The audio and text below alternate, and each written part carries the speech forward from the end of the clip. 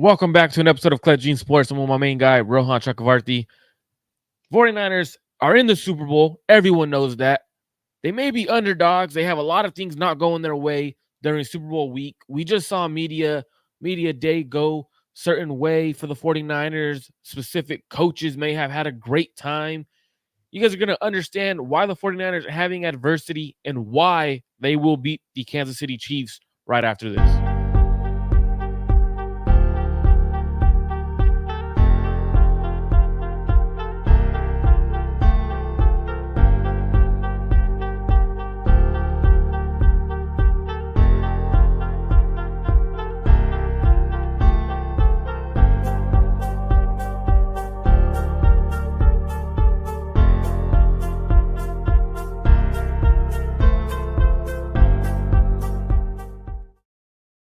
Welcome back to Clutch Gene Sports. I'm your host, Marco Martinez, with my guy, Rohan Chakravarthi. How's it going, Rohan? I'm doing good, man. How are you doing? Doing good, doing good. So before we get started today, I do want to announce, if you guys aren't subscribed already, make sure you guys subscribe to both channels, Rohan Chakravarthi's personal channel, Clutch Gene Sports. I also want to say, if you guys would like, please tune in to ESPN Honolulu Radio on Friday morning, 9:15 Pacific Standard Time.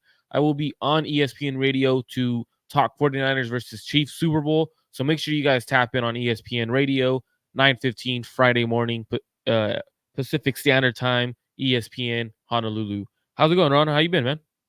Doing good, man. Doing good. I mean, 49ers obviously in the Super Bowl means it's going to be a busy week all around, breaking down different angles of this matchup, seeing the different ways one team can win, one team might have weaknesses, different things like that. So it's been a busy week, but anytime we're talking about football, it's fun, man. That's just the way I look at it, and that's the way it is. So just so we're clear, I want everyone to know why both of our channels have 49ers as underdogs. I know Rohan's title is a little bit different than mine, but we do have the 49ers as underdogs. And why I say the 49ers are underdogs is because media-wise, right? I don't care what Vegas has to say about point spread or what. When the point spread's 1.5 to 2 points, that's telling me that they think this is a toss-up. They don't know how to decide it, so they don't know what to put the point spread on. They'd rather put the point spread on the team who's going to be placed. So if you're to look at it, right?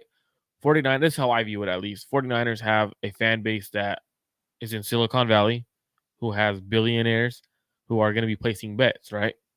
So the way I see it is Vegas didn't want the money line to be favored in the Niners direction, where a lot of fans are betting on the Niners, and if they lose, the Vegas loses a big amount of money, right? So that's how I saw the Niners being favored. It's a toss up in terms of rosters and stuff like that.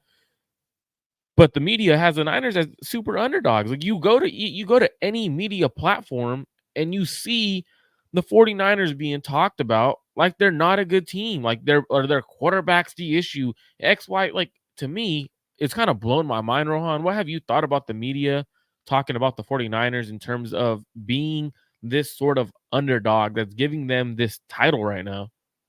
Yeah, I mean, first of all, you brought up Vegas. I mean, even just the general public, it seems to be heavily riding the Chiefs. I believe 75-80% of the money right now is on the Chiefs to win this game. And so, you know, you can think of it that way, but overall, it's an intriguing way. It's an intriguing thing, right? Because you're right, the Niners are favorites. They're favorites because they're perceived to have the better roster.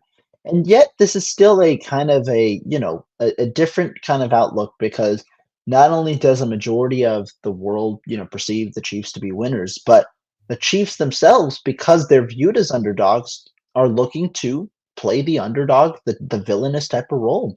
And so it's definitely intriguing how the matchup is portrayed. Personally, don't really care overall. I mean, I think these are two good teams, and they have two different ways that they can, or multiple different ways that each team can win. Curious to see how the game script ultimately ends up going.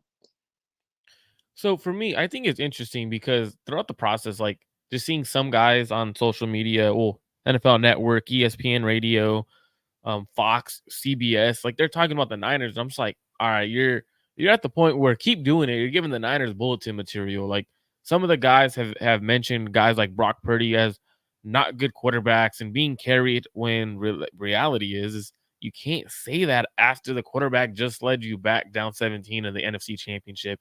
You can't do that, right? Like, so for me, Yeah, I'm and looking at it. go Oh, go ahead, ahead. go ahead, Uh, go ahead. You're good. no, You're good. I didn't want to interrupt, but I just wanted to point out a specific example for you. I saw clips of two different talk shows.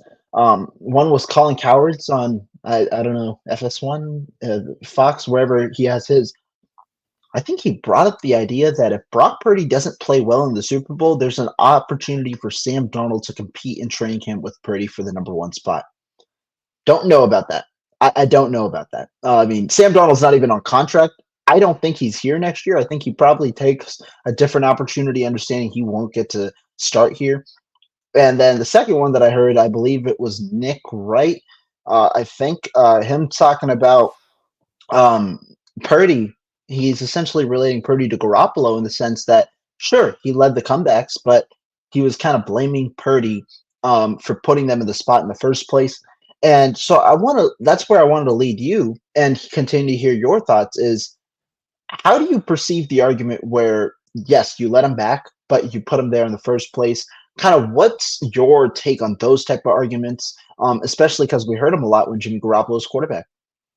So there's two different things, right? Because like Jimmy Garoppolo put the 49ers in situations because of his complete play. And it was a weekly occurrence, right? It wasn't just like he was doing it once and then he would lead us back to a victory. And then the next week, he just all of a sudden wasn't like, didn't throw an interception, right? Like we didn't see that from Jimmy. With Brock, you can't really say, hey, you know what? He started the fire, the arsonist putting out the fire, right? That's not how it is with Brock because reality is that first half of the NFC Championship game, did he play terrible? I wouldn't say terrible. Did he play bad? It wasn't up to his standards, that's for sure. Threw an interception. They missed I believe they missed a field goal. So for if you look at the drives, right? They were moving. The interception doesn't help.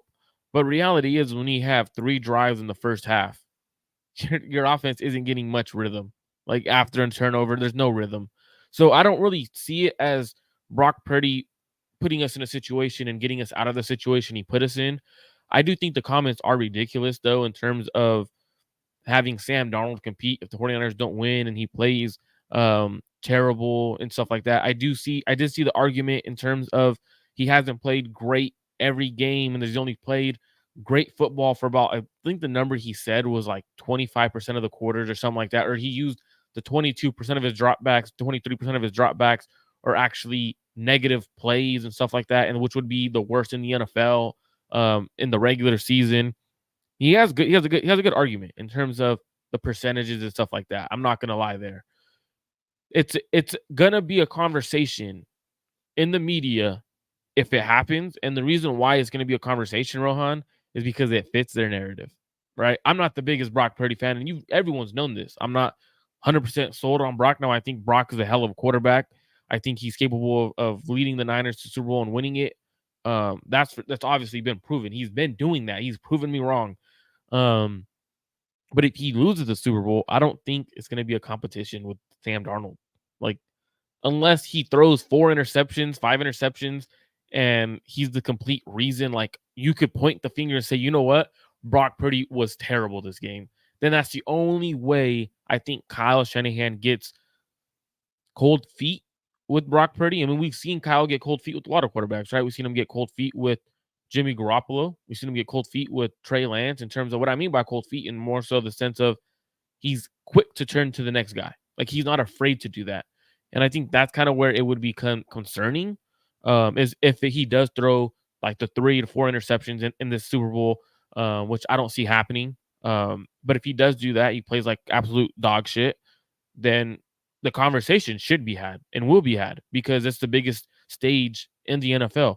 You don't just want to get your team to the Super Bowl, right? You want to win the Super Bowl. And if you lay a stinker in the biggest game of your life, biggest game of the Niners season, there should be conversations had. Now I don't think they're warranted, but there should be conversations. Do we have the right guy to win a Super Bowl with, or do we have another guy who could get us there but can't win it when we get there? So I think that it's a conversation that will be had, but I don't think it should 100% be had by Kyle Shanahan and John Lynch.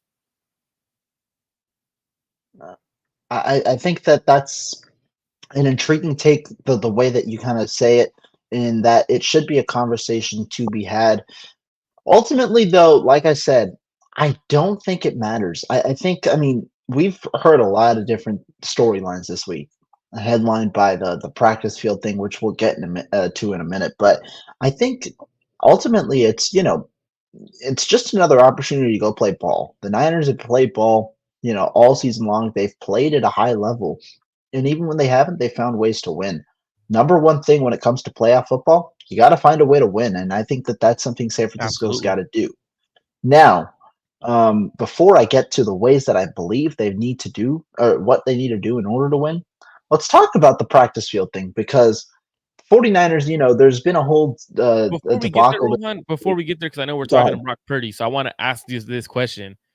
What were your thoughts on Kyle and the comments that from the Athletic about Kyle Shanahan saying in 2020 he thought he could win the Super Bowl with Nick Mullins? Because this is where I think that conversation is had, right? Like going back to the last conversation we just had before we get to the practice field. Kyle Shanahan in the Athletic essentially says he thought he could win a Super Bowl with Nick Mullins. Nick Mullins, we all know, a lot of fans, I should say, thought he was the next quarterback, right? After he put up those passing yards and he looked solid, people thought he was a true quarterback one. Now, Kyle thought he could win the Super Bowl with him because he was able to do that, get there with Jimmy Garoppolo. He kind of ran the offense a little bit better in terms of what Kyle wanted. What are your thoughts on that? Because if Kyle thinks he could win a Super Bowl with Nick Mullins, how would he feel if Brock Purdy is the reason they lose a Super Bowl? Like that's what I mean by like the conversation would be there's a conversation there because we've seen Kyle go off from Brock really fast. We've seen him think Nick Mullins could win the Super Bowl with him. We've seen him go from Trey Lance, the number 3 overall pick, to the last pick in a snap of a finger, saying that he was the best quarterback on the roster, which I don't. I think that was more so Kyle just being frustrated at the time. I don't think it was true in what he said. But what are your thoughts there? Because if he says Nick Mullins was a Super Bowl quarterback, will he turn fast? I personally don't think this has anything to do with Brock Purdy. I think it really just stemmed from. I'll say it. How much Kyle Shanahan did not like Jimmy Garoppolo as his quarterback. Maybe they had a personal relationship or whatnot, but Kyle Shanahan was that out on Garoppolo after that 2020 season when Garoppolo, I believe, was out for 10 games. That what he saw with Mullins in 10 games, I think it was two things. One, his lack of faith in Garoppolo, not only as a quarterback, but to stay healthy. And two, his confidence in himself that, what if he could, develop a quarterback, they could be capable of going to the Super Bowl with a team that he is able to, manufacture. Now, I don't think that Garoppolo's situation is at all what Purdy's situation is because one, Purdy's been durable. Especially this year, he's been durable, and he's also shown that he can develop. He's evolved a lot from year one to year two. I think that there are different factors, where it goes into Brock Purdy probably, I mean, regardless of what happens this game, you expect him to probably to even take a step forward next year. How many steps forward, I don't know, but you expect him to even take a step forward next year. But I think the Nick Mullins conversation is more so a byproduct of, a lack of faith in Garoppolo, which we know that relationship soured a lot at the end of the end of its tenure, and also places questions as to this is an off-season topic, but again, this is the biggest gripe I've had with Kyle Shanahan. I've been pretty vocal about it. Also places his question into how he handled this quarterback situation over the last few years. I mean, if he was that out on Garoppolo, why go into it in 2021? But again, like I said, that's an off-season type of topic. But to me, I don't think this is a reflection on Purdy. I think it's more so a reflection on the situation at that time, and also Kyle's confidence in himself, which personally I believe has increased with an aggressive quarterback like Brock Purdy. I think the last part you just said is what I took from this whole thing is more so one, Kyle wasn't sold on Jimmy from the beginning. He had to get convinced to get Jimmy right. And then when he does get Jimmy, he doesn't really care for him. and then his confidence in himself to win with Nick Mullins. I think that's what the article. It's just weird why that article came out and all this shit comes out Super Bowl week. Like, why can't you just wait another? Like, why couldn't you have done this mid-season? Like, you've probably had this freaking conversation already mid-season. Like, why do you do it Super Bowl week, knowing it's gonna get this kind of conversation? Whoever, like, to me, the timing of it was perfect to create a conversation, obviously, to get clicks and stuff like that. Great article. Now the 40 you brought up the 49ers had a terrible practice field. That's against all odds, right? The Niners, that's one of the Niners they keep tweeting out against all odds. It, what do you think about having a shitty practice field in terms of what the 49ers are dealing with right now? I think this is inexcusable by the NFL. Like this is like something where if you were to tell me of the million things that could go wrong this week, I did not have this on my list at all. The NFL has a standard to keep up. This isn't an exhibition game. This isn't just like, any other game. This is the goddamn Super Bowl. Something you have planned for over a year. You've had the guidelines, you've had the plan set in place for a long, long time. In fact, the 40 or not the 49ers, but the NFL was supposed to do all the field preparation starting in December when we hear that that stuff is still going on up until last week, The way that it's handled is extremely intriguing. And of course, when you have the commissioner there, he's going to be defensive. He's going to say it's acceptable and things like that. It doesn't matter if it's acceptable. You don't want an acceptable field when it comes to Super Bowl and Super Bowl preparation. You want a field that's pristine to play on. You want a field that's perfect. That you don't want something that's acceptable. You're not supposed to dish out something that's acceptable. I hope the NFLPA takes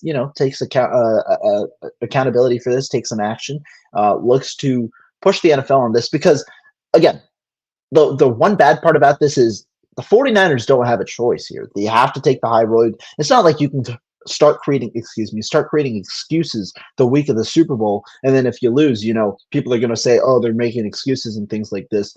You don't want to create excuses for yourself the week of the Super Bowl, but this is the one thing that I think is absolutely inexcusable this week. I don't know how the NFL let this happen, and more importantly, the way that they're trying to cover it up, not at all good luck. This to me was, and this is a kid friendly show, but this is effing wild, right? Shout out to Alberto Soto. What up, guys? That grass was put on the top of a turf a week before they get there. And who puts grass on top of turf? One, that's true. They normally put the grass on the field in December. Effing December. They decided to do it 2 weeks before the Super Bowl. To me, I think this is absolutely dog shit. Dog shit by the NFL. The NFL telling the NFLPA it's all right. It's playable. You mean playable? It's the Super Bowl. It's the goddamn Super Bowl. It's not the preseason game. It's not the first preseason game of the season, the Hall of Fame game. That's not what it is. It's not the Hall of Fame game. Well, that doesn't mean shit. Really does not mean shit. To me, I think this is absolutely terrible by the NFL. One. Two, I'm glad NFLPA and the 49ers are giving Roger Goodell crap because he deserves all the crap. The NFL's everything they've done leading up to this has been terrible. I think in a game like this, now you get two things. You're going to have adversity at some point. The 49ers are facing that adversity essentially where you can't really practice. So there's a couple of people, 49er people out there who drove by the stadium or the University of Las Vegas to check out the practice field. So he went over there and he essentially said, so KP from Niner Nation, which Rohan, you're familiar with KP, right? Your boss at Niner Nation. So he drove by University of Las Vegas practice field last night, and there were puddles around the field. The rain was coming down, and the conditions were closer to week 1 at Chicago type of sloppy, where you take a step and water takes over your shoes. That's fucking terrible, bro. Terrible. Week 1 against Chicago was a monsoon. A monsoon, bro. And they're expecting professional athletes who are going to play in the biggest game of the National Football League the National Football League that's promoting all of this and getting everyone to tune in to the biggest game of the year on Super Bowl Sunday, which is this weekend, and you give them the shittiest field they could practice on. I don't know. I mean, like the Niners, they can't say anything about it right now.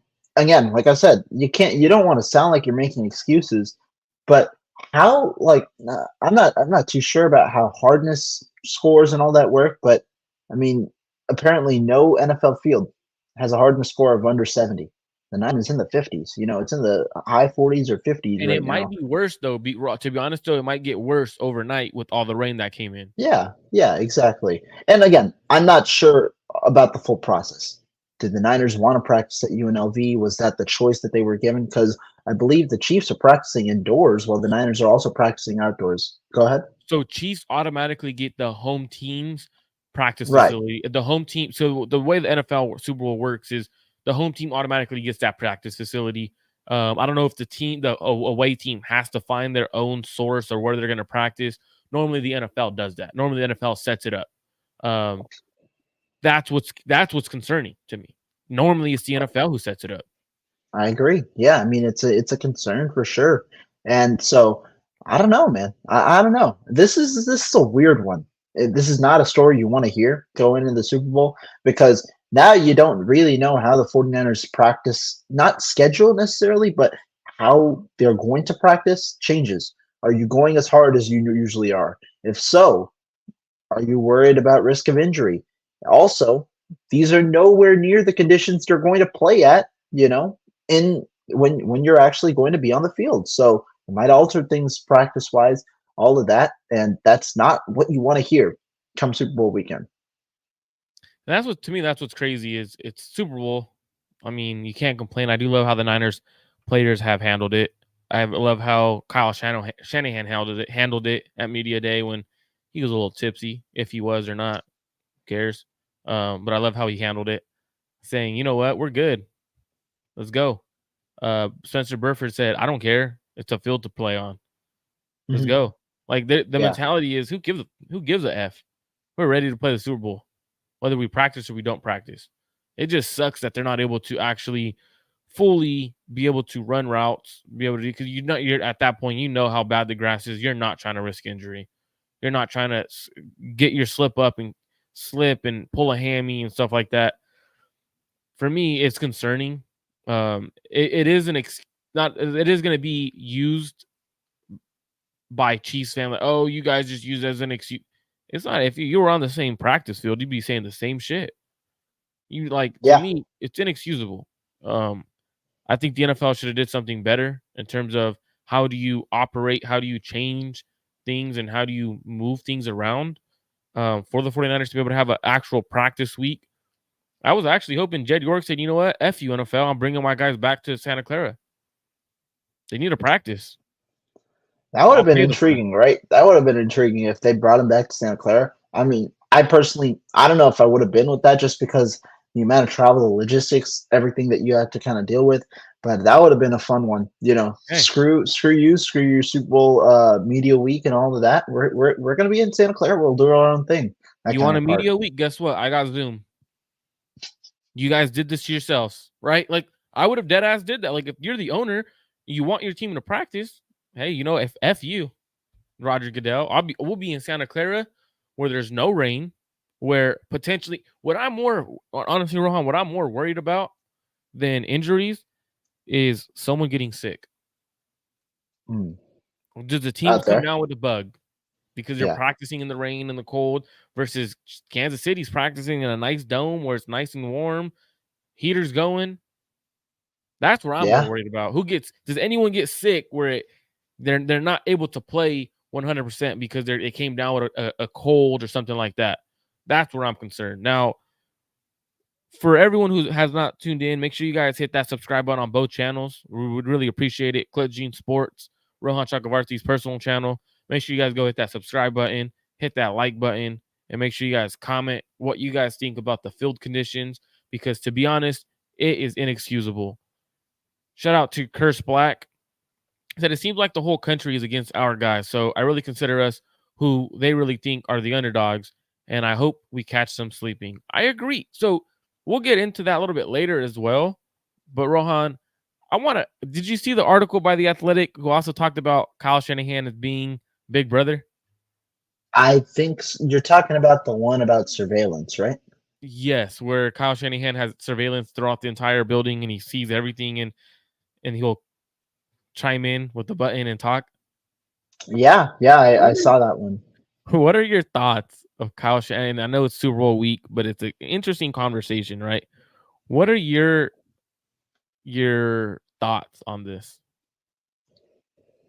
I don't. This is a weird one to come out this week, but essentially, for you guys that didn't read or haven't heard about it, I heard about it. So correct me if I'm wrong a little bit. Essentially, Shanahan, this is a system that dates back to his dad.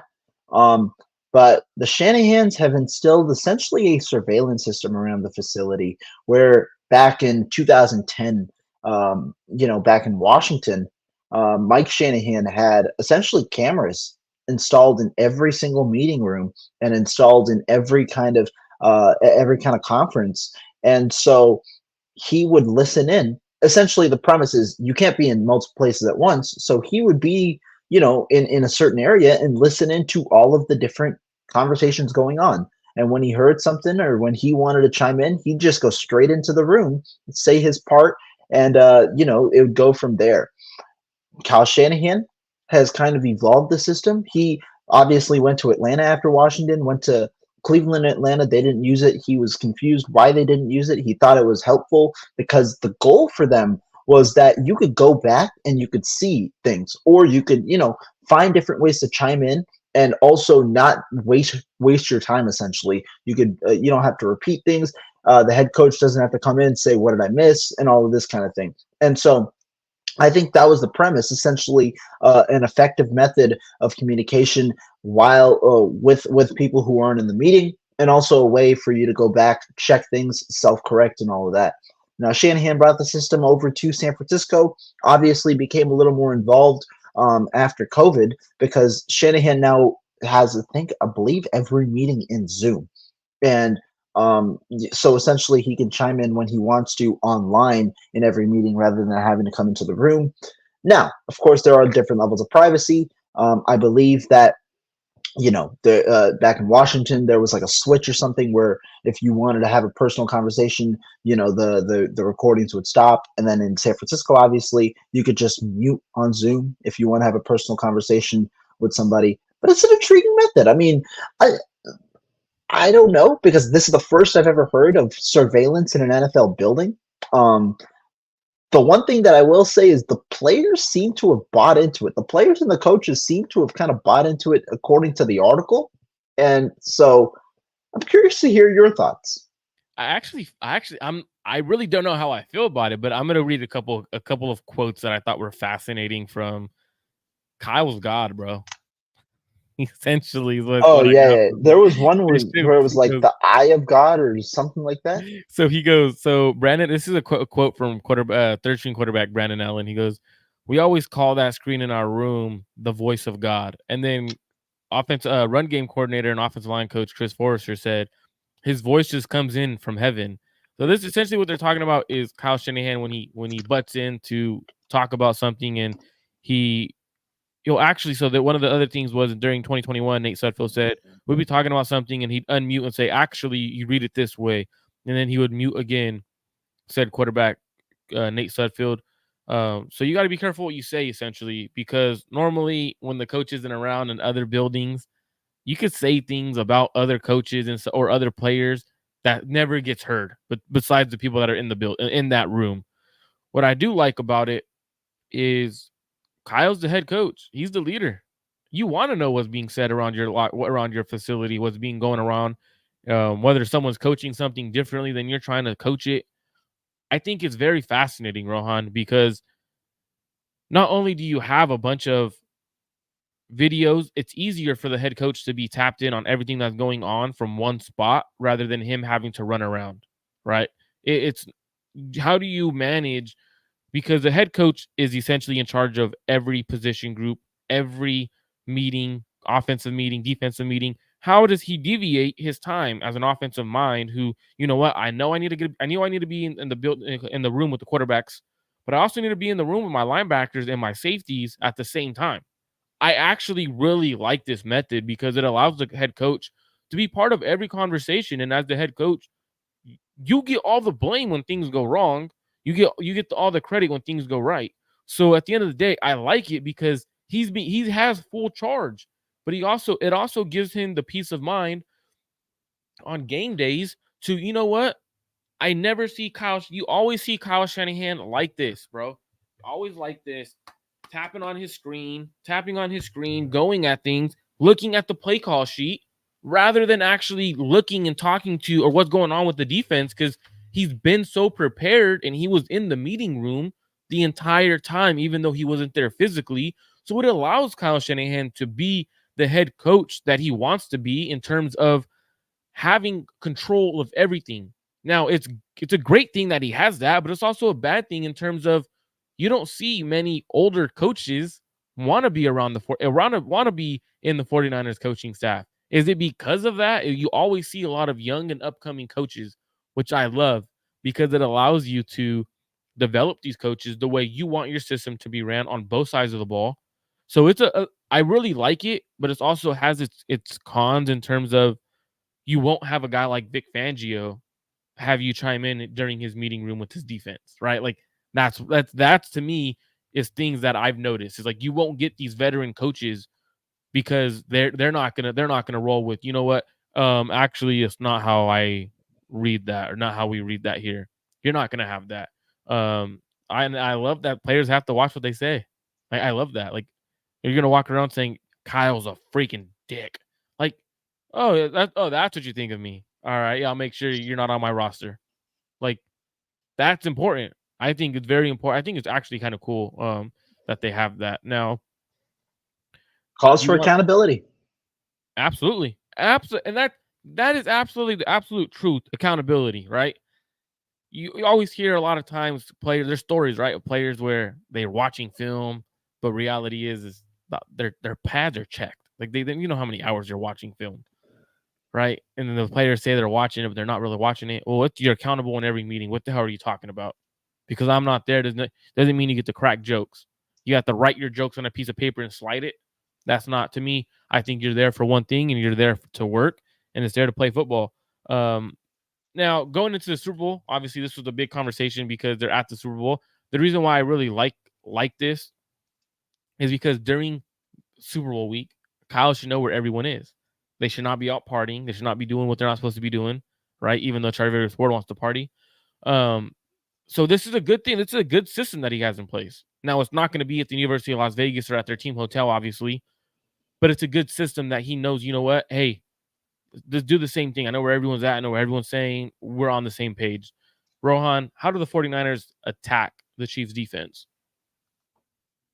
Sorry, say that one more time. Cut out at the end. Say that again. So how do the 49ers attack the Chiefs defense? The Mm. Chiefs defense, knowing that Kyle's in every meeting room. He's in the quarterback room, running back room, all these meetings. How does he get his Yeah, offense I to think attack?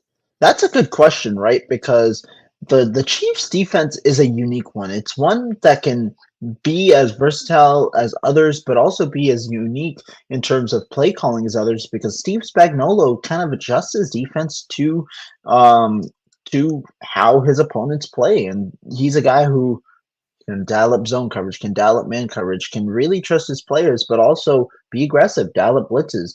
I think the 49ers, the number one thing for them this week is they gotta start fast. I don't think they win this game if they don't start fast. I think you gotta start fast, and I think that the way you do it, get them out in space. Start running the football early. Utilize Christian McCaffrey. You have a great zone scheme. Go inside, go outside. Run a couple of different methods, cutbacks, all of this. We'll see how it goes. But I think you got to remain balanced, but also kind of remain aggressive. You got to put essentially the way you got to do it is you got to put the pressure on Kansas City. Right now, the pressure's on San Francisco's offense because of the way Kansas City is played. You got to put the pressure on Kansas City by having some early offensive success. Think you got to do that by being aggressive, but also balanced early on. Absolutely. And there's a couple things that I've noticed with watching Steve Spagnuolo, right? Like his corner pressures, he likes to send corners on blitzes. Like that's something he truly loves to do. Now, through the playoffs, the Chiefs have allowed 3.1 yards per play with a 47.2 pressure rate when they send at least one defensive back as part of their pass rush. Now, that doesn't necessarily mean what Spagnola's is crazy is because that doesn't necessarily mean they're sending more than four. Sometimes he'll send four, and the cornerback is one of them. Like you have to figure out who's coming. Now Spagnuolo has the highest rate of cornerback pressure in the NFL. What he does too, though, Rohan, what I noticed is on condensed formations, right? He'll send pressure if it's a condensed formation. What a condensed formation is when you have a receiver closer to your line. So you're bringing everything in closer. Now, the crazy part is the 49ers have the fifth highest pressure rate allowed this year to slot blitzes.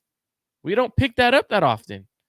Also, the Niners do run a lot of condensed formations. So, what does that mean?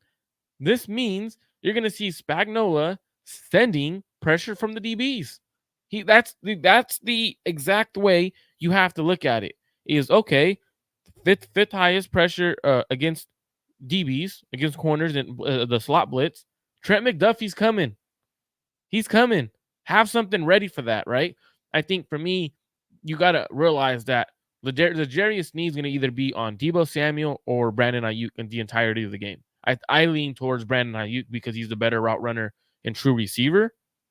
But also, they're also talking about L'Jarius Sneed as a potential linebacker in terms of like he's that physical. So they may have him shadow Debo Samuel and try to have him tackle. But Kyle Shanahan never, if you're going to be shadowing him, Kyle Shanahan's going to win that battle in the terms of for Debo Samuel, right? Because you're going to have Debo going in motion on these jet sweeps, fly motions, and stuff like that, getting the ball in the backfield. So how do you actually run with him and getting stuck in traffic as you're trying to take these tackles or try to tackle Debo? So I think I do lean towards L'Jarius Sneed being on Brandon Ayuk and him trying to actually be in the action tackling. So for me, I think those are the biggest concerns, not necessarily concerns, but in terms of watching the Kansas City Chiefs defense is the pressures from the corners and how do you navigate where L'Jarius Sneed is a majority of the game. I think those are good corners. I think that matchup's going to be important because again, you got Snead going up against Ayuk. Obviously, that type of matchup, Ayuk is a man beater. He thrives against man coverage, great route runner. But Snead has been one of the best corners.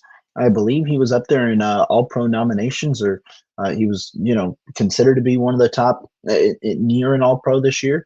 You have Travis Ward, who's an All Pro on our defense, but you talk about that defense. I think they've got good players all around. You do lose O'Manihue. You lose a bit of your pass rush. They are a little weaker, I think, on the defensive line. But you still have Chris Jones, who's a disruptor all over the middle. And then apart from that, I mean, I think that team is pretty sound. You got versatile players. You got a McDuffie who can play inside out. He can play in different roles in the slot. He can blitz. You got Justin Reed at safety. And then you got Snead as well in the secondary to combat those linebackers, or So yeah, complement those linebackers. you mentioned Chris Jones, who he had some. I felt like there were passive aggressive comments about the 49ers offense, right? Stated the 49ers Hmm. have the best offense he's ever seen. And like the way he's answering these questions, he's like, "Yeah, they're the best offense I've ever seen." Like trying to steer the pot. Like, right, he knew what he was doing. He knew exactly what he was doing. Chris Jones said that the 49ers have the best offense he's ever seen. He also made a comment how Trent Williams is the best player he's ever gone up against, and how he's gonna go home and pray because Chris Jones is gonna be a hard guy to he's a little nervous because he's scary and vicious and kind of passive aggressive ass comments, right? So for me, I'm looking at it, I'm like, you're trying to steer the pot. Do you think this Kansas City defense, who's really good, they don't give up many points. They've only given up more than 24 points, I believe, three times this year to teams. They're very, very good in terms of what they do. Do you think this team sees the 49ers offense as I don't want to use this word, but as essentially, do you think Kansas City sees the 49ers offense as frauds? I don't think so. I don't think they see themselves as frauds, but again, like you said, it's jabbing the bear a little bit, painting a little bit of a narrative.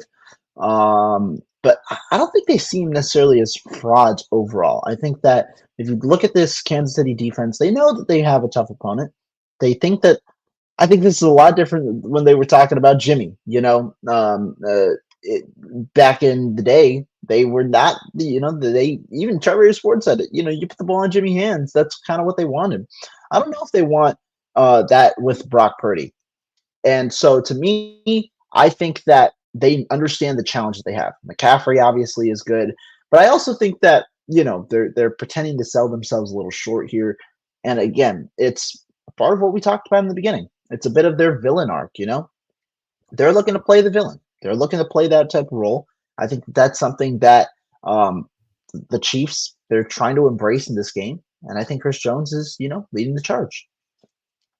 I think to me, what the craziest thing about this is you kind of see Chris Jones and these guys like leading, kind of like, well, we know how great they are, but we're not afraid of them. Like, and to me, I think it's kind of bulletin board material for the 49ers. Now, I know you got to go within the next 5-10 minutes or so. So I want to ask you a few questions, moving a little bit faster.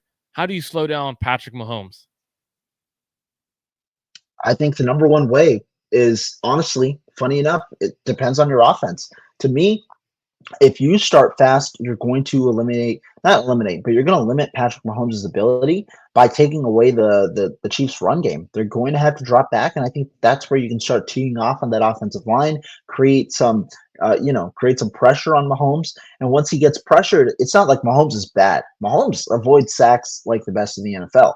But it's going to be hard for him to hit opponents if he consistently is going to have to go off schedule. The 49ers can account for that. So I honestly think it's starting fast and looking to make them one-sided. Because if Mahomes is able to, if you keep the game in reach for Mahomes, he, in my opinion, is the best manager in the NFL, game manager in the NFL. He knows how to perfectly manage a game in order to get his team to win. He does whatever he needs to do. I mean, the reason is because a lot of people view this game manager connotation as negative. As a Every negative, is it quarterback in great the thing? damn NFL every quarterback in the NFL should strive to be a damn game manager because I know we don't attribute quarterback like wins to quarterbacks. Like I don't think quarterback wins is a thing, but the goal for a quarterback should be to help your team win. The number one way to do that is to be the most effective game manager possible. Find the different ways to make your team win. Mahomes has effectively done that with a worse roster this year. He has consistently found a way for his team to win, even when they're down. You can look at this playoffs as proof. That's the way it is. So I think the way that you stop Mahomes, honestly, is with your offense. I think you got to get off to a fast start, but then defensively, it's going to be a tough challenge. I mean, you got a lot to account for with Mahomes. I do 49ers play more man or zone coverage. I think you have to trust your instincts. You got to go with the man coverage. I know the Chiefs, Mahomes can beat man coverage like that, but I don't think their personnel suits up well against the 49ers in man coverage. I think you trust your linebackers to play. You got to, though, the number one thing you got to do in order to limit Mahomes, if you're talking about the defensive side of the ball, is make it hard on them to run the football. Mahomes is effective when you have an effective run game. Make it hard on them to run the football, make them one dimensional. Absolutely. I know you have to go real quick, Rohan, but before you go, I'm going to continue to go a little bit after just because 49ers did have their press conferences. So I'm going to be talking a little bit about the press conferences after you go, but score prediction before you head out, Rohan. Oh boy, people are not going to be happy because, as I said, I think the 49ers need to start fast for them to win. I think they need to get out to a double digit lead, or at least a two possession lead in this one. And personally, I don't see that happening in the first half. I don't see them getting out to a double digit lead in the first half. And because of that, I do think Mahomes is going to, I think if the 49ers let that lead linger, Mahomes is going to take it. I'm going to go Chiefs 24, 49ers 20. Wow. I wasn't expecting that one. Oh, Curious to but hear what again, you got to say. But yeah, Rohan is saying this as an analyst. He is not saying this as a fan because the Rohan, the fan, what would you, if as the fan, as a Niner fan, what's your answer? I think there are a lot of different ways the Niners can win this game. I truly do. That was going to be my caveat. I think the Niners are more equipped to win this game than they were in 2019. They've got a lot of different ways to win. I think if they control the pace of the game, they can out game manage Mahomes. But I think the way for the Niners to win, like I said, you got to start fast. If they start fast, if they are up double digits at halftime, they're going to win this game. I know we know about Mahomes' comeback ability, but if they win by double digits, or if they're up by double digits at halftime, the 49ers are going to win this game, in my opinion.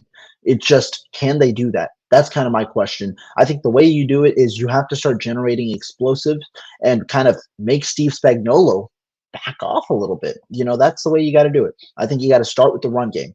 Pound the run game to where they've got to be aggressive at selling the run out, and that leads to a little bit more favorability in the pass game for Brock Purdy, Brandon Ayuk, and company. Well, Rohan, I know you got to go, so thank you for um tuning in. Um, Yo, Vice, Rohan is always pessimistic.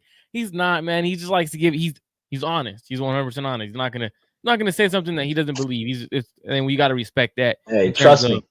If I'm wrong, and I hope I'm wrong for the 49ers' we'll sake, if cook I'm his ass. wrong, yeah, go ahead. My mentions are there. It's going to be open. No comment blocking, no none of that. It's all there for the taking. No, all good and fun, man. We all know how Rohan rolls. He just likes to be very honest with everyone. He likes to give you guys his honest opinion. Thank you, Rohan. I'm gonna keep going a little bit. I know you got to go. I know I'll still be live on your stream, so out of respect for your stream, I won't be too long on the show or anything like that. So thank you for tuning in, everyone. But Rohan has to go. Appreciate it, and we'll talk to you guys later. Absolutely. So Rohan is gone. So let me join to the Clutch Gene Sports. All the Rohan Chakravarti's personal channel. If you guys would like, come over to the Clutch Gene Sports personal channel, Clutch Gene Sports channel. Hit that like and subscribe button. I'm going to be talking a little bit about the 49ers press conferences, as well as my thoughts on this game. If you have any questions, any comments or anything, drop your comments. I'll be bringing them up. I'll be answering questions. So make sure you guys drop your comments and go. So we got William Roberts. He said the defense needs to pressure a lot and get those sacks, especially pressure will rattle Kermit the Frog. I love the Kermit the Frog comment. I love you throwing that in there. That's just a little shade towards Patrick Mahomes. Now, I think it's interesting. This comment's interesting because I was on yesterday with Josh Harper, who's part of the Clutch Gene Sports Channel, the weekly segments. He played in the NFL, and we were talking briefly about how Patrick Mahomes against pressure can beat you, right? In terms of when you're in man-to-man and you're sending pressure, he usually beats you with his legs a lot of times. This past year, dude, his weapons are not good. His weapons are no longer good. If you look at his receivers, his best receivers, Rashee Rice, who's a rookie. After that, he doesn't have any true receivers. Now you got to treat Travis Kelce as a true receiver because that's what he is. He at this point in his career, he hasn't been a great blocker. He's a true receiver. He's that possession receiver for the Kansas City Chiefs at this moment. So for me, I think the Niners need to treat Mahomes as the receiver one, treat Rashee Rice as receiver two. Try to get pressure, but also you have to understand if you get pressure and Mahomes is able to escape, he's a little sneaky fast. He's going to be able to use his legs to win in that way. So for me, I think that's one of the concerns for me in terms of pressuring Mahomes. Now, Kyle Shanahan went to the podium earlier. Kyle Shanahan confirmed that both George Kittle and Arik Armstead were limited in practice after missing last week. He did say that he thinks there'll be a full go tomorrow. Those guys aren't missing the Super Bowl. I'm not worried about that. I know the media is kind of trying to ask their availability. The most important part is Kyle Shanahan said that they had a normal practice today. Despite the unsatisfactory practice field, they practiced fully how they normally would practice, which is a good thing. It's good to know the 49ers are going about their business no matter what. They're not letting anything affect them. I think that is very important for the 49ers. Now, I know I didn't get to answer completely how I think the 49ers should attack the Kansas City Chiefs defense. I don't know if you guys saw, but Jed York was on with Kay Adams live, and he essentially said that John Lynch went down to the locker room at halftime, down 17 points, and John Lynch said that Debo was just sitting there shaking and said, just tell Kyle to give me the damn ball. That's who Debo is. To me, this is the kind of game where I want Debo looking at Kyle Shanahan and saying, hey, Give me the damn ball.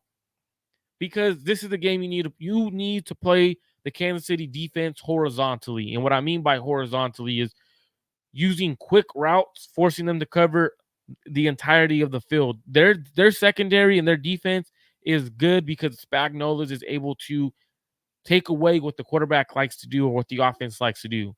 Looking at Kyle Shanahan's offense and Brock Purdy, they love to attack the middle of the field. That's what they love to do. They love to attack deep and middle of the field. Spags is going to take that away.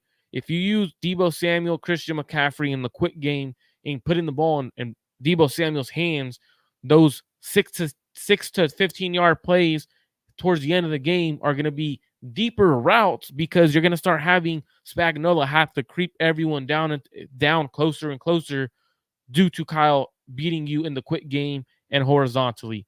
Using those jet sweeps, those end arounds, making the Kansas City Chiefs attack you attacking the Chiefs throughout the entirety of the field. So I think Deebo Samuel should have a huge game this week. Not to say that Brandon Ayuk can't have a huge game, but he's going to be matched up man to man with L'Jarius Sneed. So that's going to be a tough matchup. So if you're taking away the number one, which in the number one in the receiver in terms, I think Brandon Ayuk is our true receiver one. If you're going to take away him, guess what? This is where you use George Kittle in the flat. You use Deebo Samuel in the quick bubble screens, Christian McCaffrey out of the backfield on quick dump offs, run a couple screens. So for me, I do think it's going to be a heavy matchup for the 49ers to use Deebo Samuel. So for me, I think that's the biggest thing. Now, defensively, I think you have to take away the 100% take away the run. Now, the Niners have struggled in the past against the run. So actually, I'm talking speaking about the run. The Niners should actually give Christian McCaffrey and Deebo, and this is more so Christian McCaffrey, 25 to 30 touches in the run game. If you go back, there's a stat on the Kansas City Chiefs. I'll read off the stat to you because I have it. So the stat is actually the Kansas City Chiefs have given up 21 points or less in 17 of their 20 games. In the other 3 games, they've allowed 24, 24, and 27 points. They don't give up many points. But in the 3 games that the Kansas City Chiefs have given up 24 plus points, teams have ran the ball combined 104 times for 464 yards. That's 4.6 yards per carry. Attack them in the run game. 100% attack them in the run game. So I think that's kind of what Kyle's game plan normally is. But this is a game where you emphasize that with Deebo Samuel and Christian McCaffrey. Now, attacking Mahomes is hard, right? When you play the best quarterback, you have to have a good game plan. Well, this best quarterback just no longer has the weapons he once had. That's not the same 2019 or even the 2022 team that they played with when they had Juju Smith-Schuster and they won the Super Bowl against the Eagles. This team is led by an older Travis Kelce. It is a run game heavy where, as Rohan said before he left, a game manager mentality from Mahomes is no longer the gunslinger mentality. So it's a little bit different in terms of going up against him.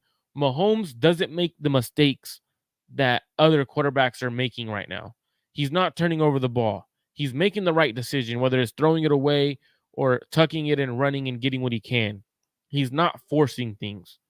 So for me, I think you have to take away Travis Kelce. And I would personally do that with a guy like Charvarius Ward, who's better against bigger, slower receivers. You let Charvarius Ward man up on him and you let him take away Travis Kelce and you take away the run game. It forces the Kansas City Chiefs to do something they haven't been comfortable doing, throwing the ball to other receivers that are not named Travis Kelce or Rashee Rice. Kadarius Toney's begging for the ball. Please give Kadarius Toney the ball, please. He's not good. He's lost to Kansas City Chiefs games, multiple games. Has had a lot of drop passes, led to interceptions. Marquez Valdes-Scantling, he's good at getting deep, but he doesn't have the hands. He drops a lot of passes. So for me, I'm looking at the 49ers, and the way you attack Mahomes is you have to go man-to-man this game. This is a game where you have to go man. So for me, with the way the 49ers are operating, they play a lot of off coverage. This is a game where you go press man, and you're trying to take away their true number one receivers, which is Rashee Rice and Travis Kelsey. Shout out to Ashley in the house, man. Shout out to Ashley. If you guys don't already know, Ashley and I have a show on Fridays. Make sure you guys go subscribe to Ashley Ariana's channel. Ashley is phenomenal people, has a great show over there. Love what she does.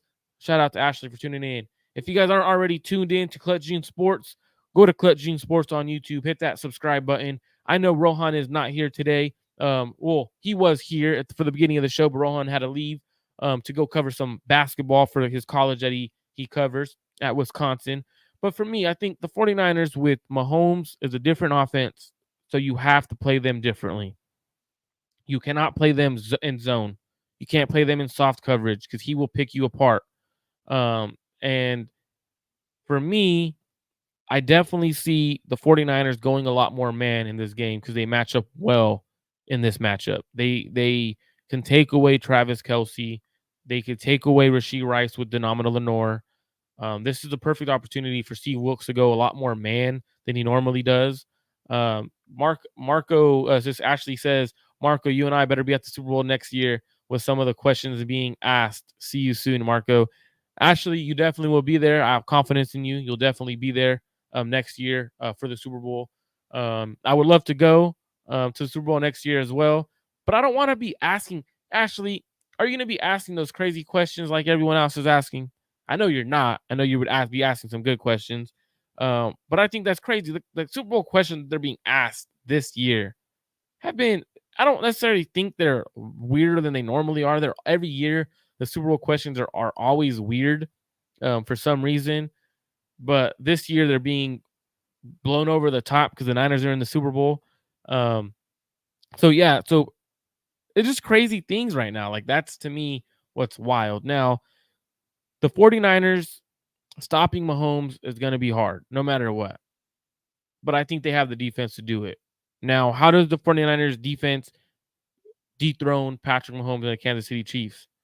I got two names, Nick Bosa, and actually I'm going to say the name that no one wants to hear, Chase Young. The reason why I give you both of those guys is because the Kansas City Chiefs, their tackles are not good. They give up tons of pressure. They give up tons of penalties, whether it's holding, false starts. They're not good. So what the Niners need to be able to do is create pressure off the edge with Nick Bosa, which he should be able to do. But you need to be able to move Nick Bosa around. Let him match up on the guards every once in a while. Don't just let him be stationary where they know where he is. Move him around. Make them have to find him. Don't let him get chipped. Move him inside with Chase Young outside. You could do a lot more different packages. The Niners used to do it with Nick Bosa all the time. They used to line up D Ford and Nick Bosa over the A gaps and let them go to work. Let Nick Bosa go to work inside sometimes. I think you have to start moving him around in order for him to be as productive as he normally is.